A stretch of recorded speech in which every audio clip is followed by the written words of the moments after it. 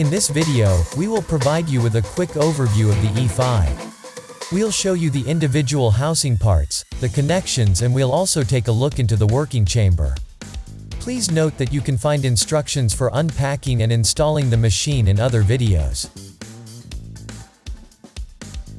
This is the upper servicing cover, which is used to access the machine interior in case of a spindle or bellow exchange.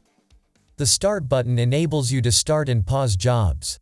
The working chamber door with the view window can be opened and closed manually. The lower servicing cover allows for an easy exchange of the machine's system module. Let's continue with the rear side of the machine.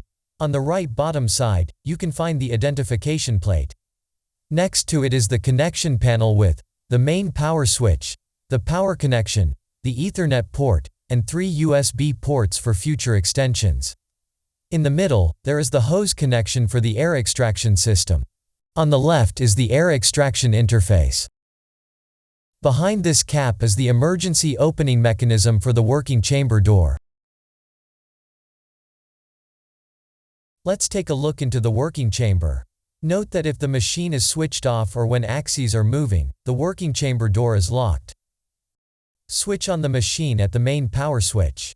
The working chamber lighting lights up white. This indicates that the machine is powered, but that no connection to dental CNC has been established yet. When the connection has been established, the lighting turns blue and the machine references. After referencing, the lighting turns green. You can now open the working chamber door by the recessed grip.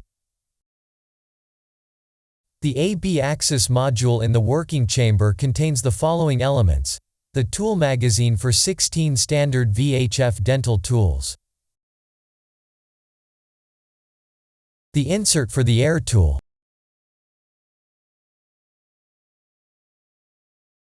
the measuring key for the automatic tool length measurement, the blank holder.